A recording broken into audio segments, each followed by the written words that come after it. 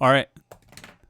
Hey, welcome to a special Panther-Lair show, Panther-Lair live stream on YouTube. Special event here on a Thursday night, drinking a little Voodoo Brewery as we sit here. This is their good Hops Brent. This is a nice IPA, but we're not here to talk about beer. We're not here to talk about drinking. We're here to talk about Pitt recruiting because here we are on Thursday, April 23rd, and all of a sudden Pitt's recruiting commitment list has blossomed. It's doubled from 3 to currently 6 and really ultimately 7 as the last 24 hours have been action-packed in the world of Pitt football recruiting. Panthers landing a bunch of commitments, and I say, you know what, we got to get together and talk about this. We'll obviously be writing a lot about it on Panther-Lair.com. We've had a lot of coverage of it so far on Panther-Lair.com, but, I mean, you guys are watching a bunch of dudes sitting around in their basements drafting NFL players. Come on.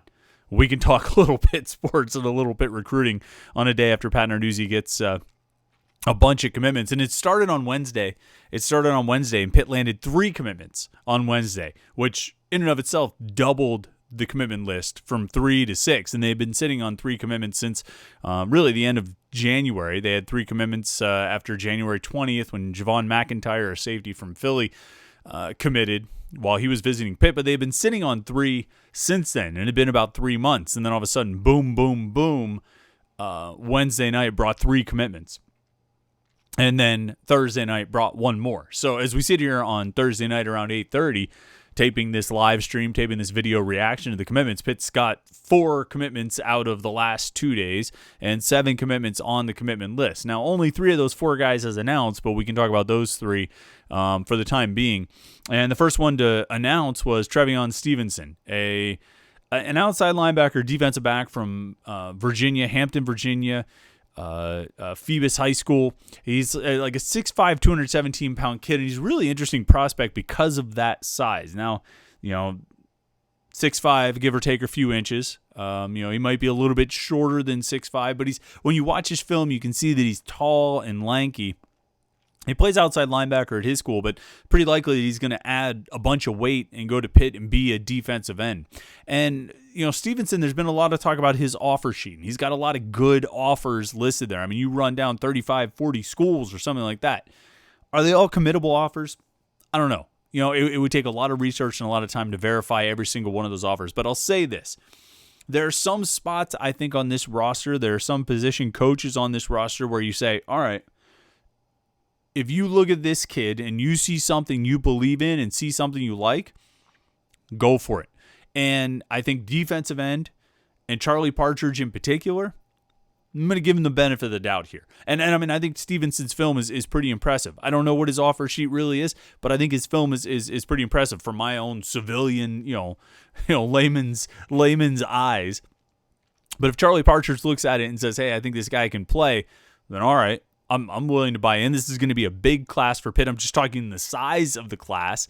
And if you see a guy in Stevenson who could project down the road to be an impact player at defensive end, if Charlie Partridge believes in the guy and it's a big class, you're not filling up, one of limited spots by taking a guy at this point. All right, go for it. I'm all for it. Knock yourself out. With TJ, or I guess he goes by T, but Trevion Stevenson. So that was the first one to announce. He came through on Wednesday. And then the second recruit to commit, and he was the second guy to commit on Wednesday. He actually didn't announce until Thursday night, but it's Jaden Bradley, a wide receiver out of DeMatha High School in Maryland, and that's a premier high school program in the Mid-Atlantic and the Northeast. If you consider Maryland to be the Northeast, I mean, that's, we could get into a geography debate at that point, but on that one. But Jaden Bradley, a really interesting guy, 6'4", 190-pound wide receiver prospect.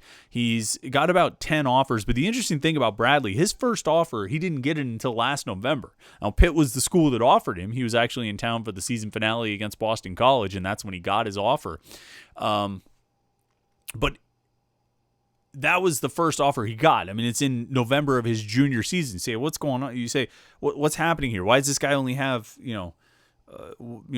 no offers until November? How does this happen? Well, the backstory with Jaden Bradley is that he played quarterback his whole life. And I don't even think he was playing at DeMatha until this past season. He goes to DeMatha, moves to wide receiver, doesn't necessarily play moves to wide receiver, And it's his first time playing the position. Now, by the end of his junior season, after watching film, Pitt's coaches liked what they saw, and Chris Beatty is quickly moving into the point, the Pitt's wide receivers coach, we're still waiting to see how he does with coaching the position.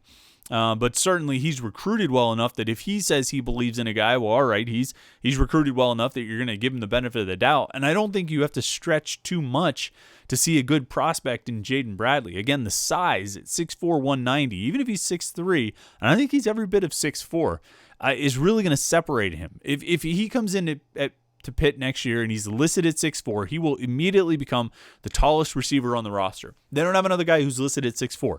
I think they might list Taysir Mack at 6'2" or so. Aiden Henningham might be listed at 6'3", but he might only be listed at 6'2". Nobody else has the size that Jaden Bradley has. I like what they've done with the receivers. I like last year's class of receivers, Henningham, and then Jordan Addison and Jalen Barden. I've talked a lot about those guys, but Addison and Barden are smaller receivers. Now, they're not just going to be lining up in the slot all the time. They're going to play in different spots, and they're going to line up outside. They're going to go downfield, but they don't have that size that Jaden Bradley has, and that's what he can really bring to this receiver room is variety and versatility, a bigger receiver. And, it's not, like I say, he's got about 10 offers. It's not like his offer sheet is completely devoid of, premier or prominent programs, I should say. He's got Power 5 offers from Wake Forest and Virginia. So the word was getting out. And maybe if he'd started playing wide receiver a year earlier or 2 years earlier, the offer list would be even longer than it is. But as it stands now, he's going to Pitt. And I think, Chris Beatty not necessarily earned the benefit of the doubt for his evaluation of receivers. We're still waiting to find out about that. But this guy's a legit recruiter. And if he says he wants a wide receiver, I think Pat Narduzzi's going to say, okay, Chris, go get him. And he did. And he went and got Jaden Bradley. And then the other one that got announced, and this was the new commitment on Thursday, this was Terrence Frankel, an offensive lineman from Ohio, Massillon, Ohio, Washington High School, another big-time high school program, one of the better programs in Ohio. And this was a good get for Pitt. Frankel has, 20 offers or so. He's got Power 5 offers from Arizona State, Duke, Iowa State, Kentucky, Purdue, Vanderbilt. He's the first offensive lineman in the class. And, 6'5", 290-pound guy. He can play tackle. He could also play guard. Dave Borbley, Pitt's O-line coach, told him to learn how to snap just to increase that versatility that Frankel can bring to Pitt when he gets to college.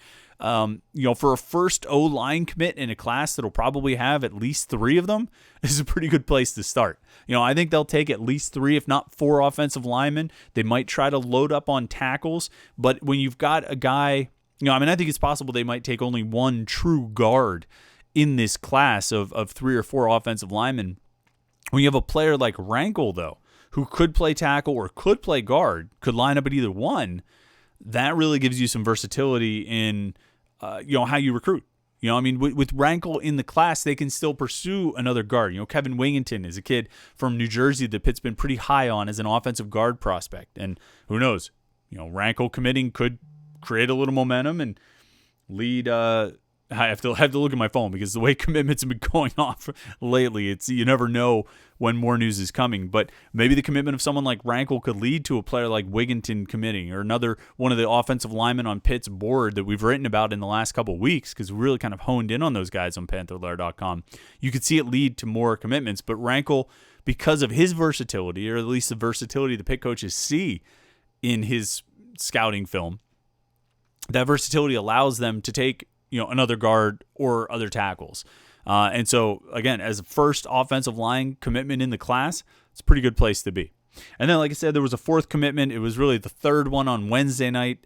He has not announced yet. Probably, from what we hear, probably won't announce for a few more days. You're going to have to keep waiting on that one, unfortunately. And, it's one of these things where, the recruits must have their moment, right? We always talk about this. The recruits have to have their moment, and, don't ruin their moment. Don't steal their moment, which, just as a brief aside, I think that if someone were to report a recruit's commitment before the recruit announced, I think the recruit would still get lots of retweets and Twitter likes, which is really what we're talking about with having your moment, that you get lots of retweets and likes. I'm sure the recruit would still get lots of retweets and likes, but that's neither here nor there. I'm not going to, go too far down that Recruit wants to make his announcement, fine, go for it, knock yourself out.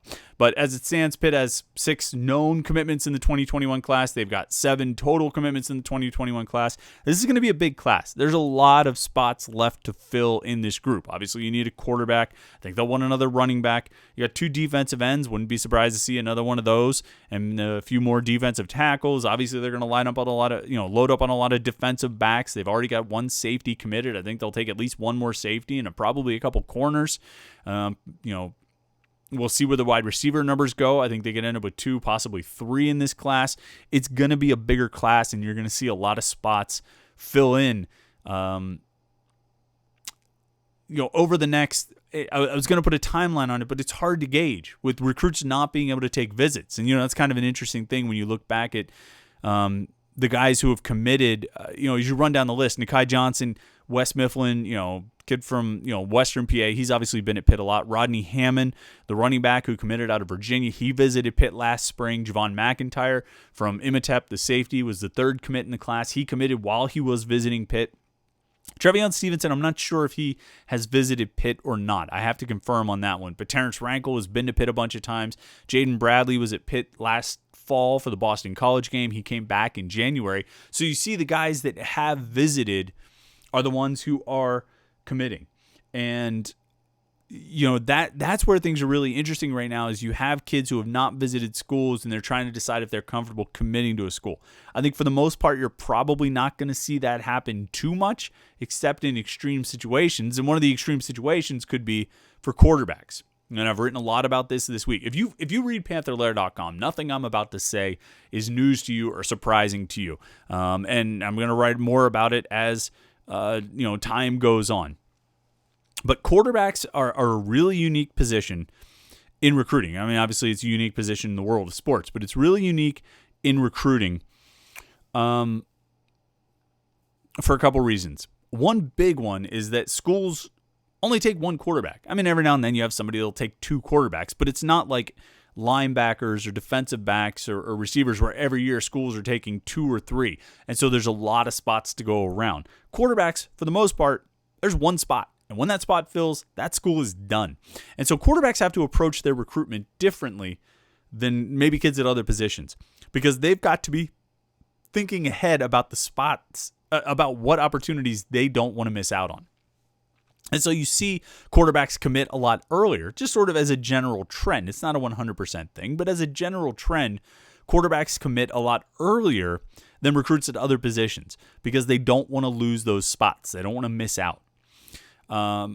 What's complicating things this year is the fact that recruits cannot take visits this spring, and that's making it difficult for quarterbacks to pick those schools to make their commitments because they haven't gotten a chance to go out and visit. And I think what you're going to see, and you're already seeing it to some extent, and I think you're going to see it even more, particularly as it relates to Pitt, is you're going to find quarterbacks committing to schools they have not visited.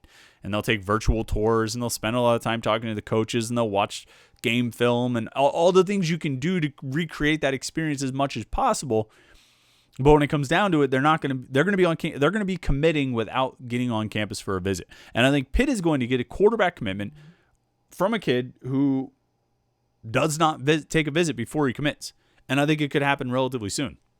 Like next couple of weeks, maybe sooner than that. I think you'll get to June and Pitt will have a quarterback commitment on board, and it'll be a kid who has not visited.